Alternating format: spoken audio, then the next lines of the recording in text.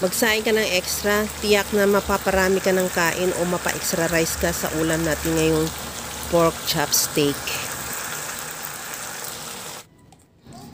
Mayroon ako ditong 5 pirasong pork chop. I-season ko lang ng asin at paminta.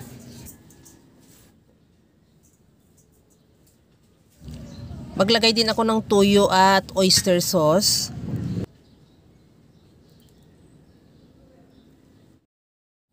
Lagyan ko rin ng garlic powder at maglagay din ako dyan ng calamansi juice. At ihalo lang at i-marinate natin yan ng at least 1 hour or overnight. Habang ginagawa ko yan mga kalasa, kung bago ka pa lang sa aking channel, welcome. At huwag kalimutan mag-subscribe at i-click ang bell button para sa mga notification. At kung dati ka pa, welcome back at i-follow mo na rin ako sa aking Facebook page Lasang Pilipina.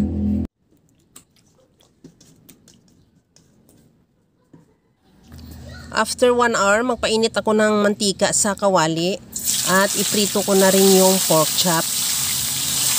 Antayin lang din na mag-brown o maluto yung kabilang side at saka natin baliktarin. Ganon din yung kabilang side. Pagkaluto ng kabilang side, tanggalin muna natin yung sa kawali at isunod na rin natin iluto yung mga natira pa nating pork chop.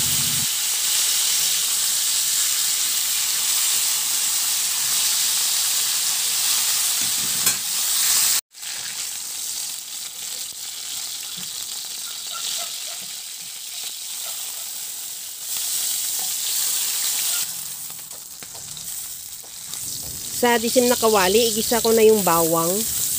Ihalo lang hanggang sa maglabas ng aroma. At ilagay ko na yung pinagbabara natin sa pork chop. Ihalo lang hanggang sa kumulo. Pagkakulo, ibalik na natin yung pork chop.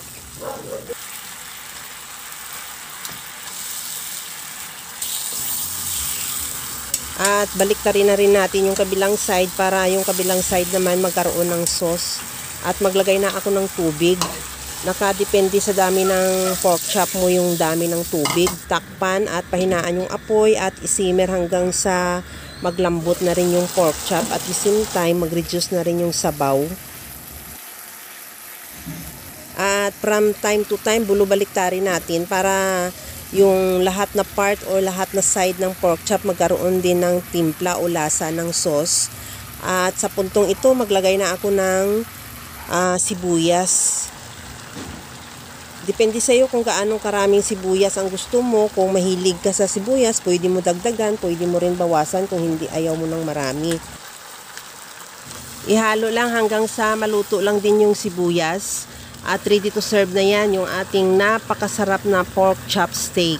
Kaya mga kalasa, kung nagustuhan mo yung ating video, please like na lang at pakishare na rin sa inyong mga friends. At kung bago ka pa lang sa aking channel, subscribe na at i-click mo na rin ang bell button para sa mga notification.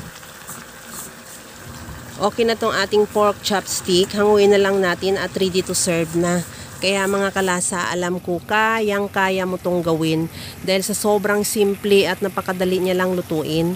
Kagaya lang lagi sa sinasabi ko na wala namang hindi marunong magluto basta sa simpleng paraan lang. Hanggang sa muli mga kalasa, thank you for watching. Bye-bye!